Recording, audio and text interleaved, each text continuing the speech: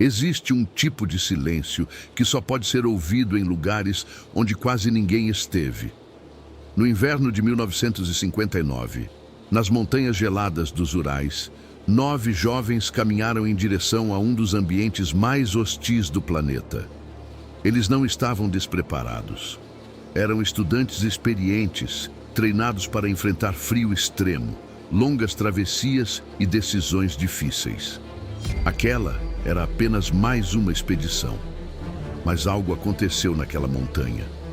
Algo que fez 9 pessoas abandonarem, no meio da noite, a única proteção que tinham contra temperaturas que podiam chegar a 40 graus negativos.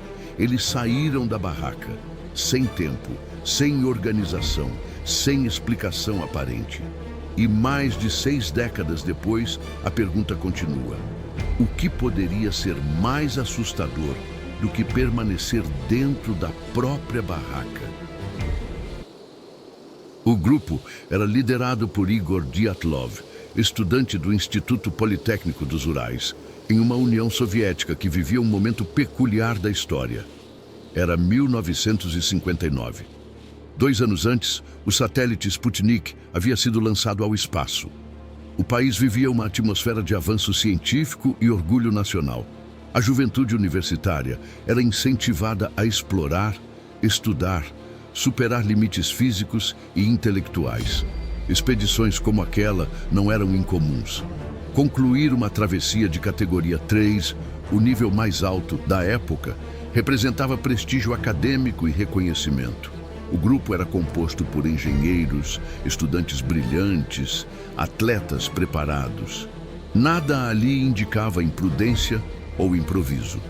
A rota os levou até uma montanha conhecida pelo nome indígena Kholat Syakhl, traduzida como Montanha da Morte, um nome que existia muito antes da tragédia. Um nome que provavelmente se referia à ausência de caça na região. Mas após 1959, o significado ganhou outro peso.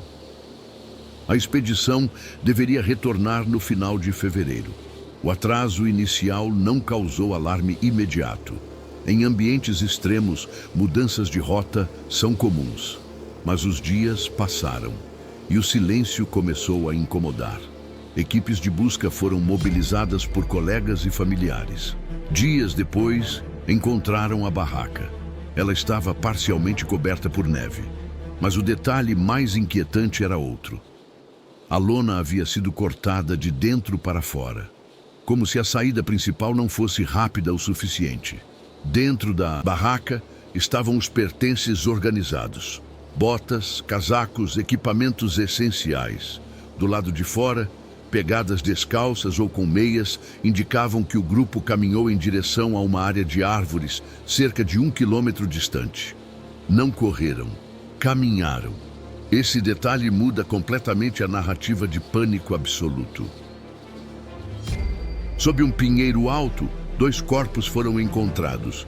Vestiam apenas roupas leves. Havia sinais de tentativa de fazer fogo. Pequenos galhos quebrados na árvore sugeriam que alguém tentou subir para observar algo à distância. Entre a árvore e a barraca, outros 3 corpos foram localizados, como se tentassem voltar.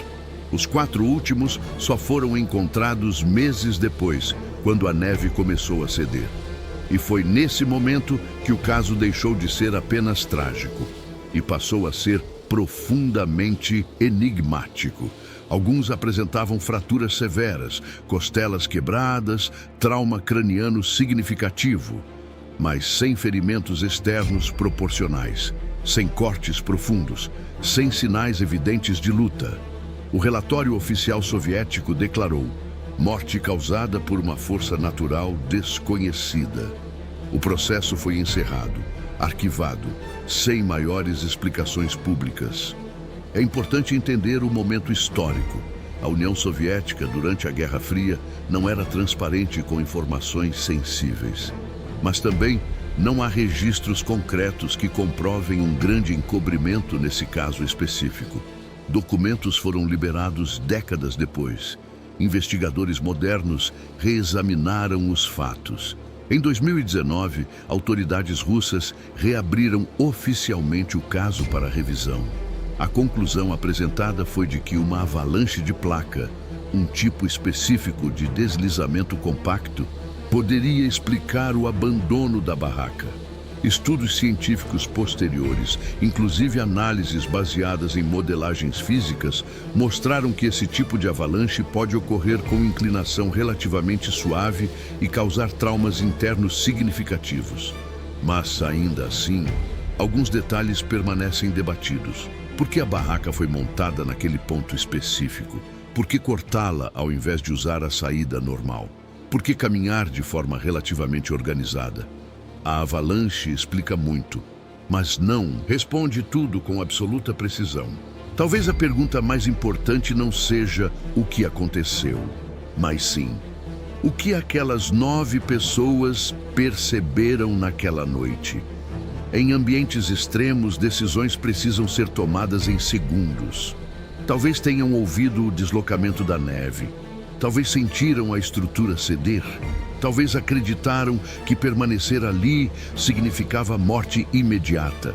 Sair pode ter sido a decisão racional. Mas o frio implacável tornou o retorno impossível. Não há monstros nas montanhas. Não há evidência concreta de fenômenos sobrenaturais. Existe apenas a combinação brutal de natureza, geografia e vulnerabilidade humana. Hoje, o local é conhecido como Passo Dyatlov, um ponto remoto nas montanhas dos Urais que se transformou em símbolo de um dos mistérios mais debatidos do século XX. Décadas se passaram. Novas investigações foram feitas. Novas teorias surgiram. Modelos científicos tentaram reconstruir aquela noite. Mas a montanha continua lá, silenciosa, indiferente. Talvez tenha sido uma avalanche, talvez uma sequência improvável de decisões sob pressão extrema. Talvez apenas a natureza impondo seus próprios limites. O que sabemos é que 9 jovens entraram naquela montanha com preparo, coragem e expectativa, e não retornaram. Se essa investigação fez você refletir, deixe seu apoio aqui no canal. O seu comentário pode trazer um novo ponto de vista. Sua interpretação pode abrir uma nova pergunta. E se você acredita que histórias como essa merecem ser analisadas com calma, respeito e profundidade, considere se inscrever, porque aqui cada caso é mais do que um mistério. É uma tentativa de entender até onde vai o desconhecido e onde começa a nossa própria interpretação da realidade. A montanha permanece, o vento continua soprando e talvez a verdade tenha se perdido. Ou talvez ainda esteja esperando que alguém faça a pergunta certa.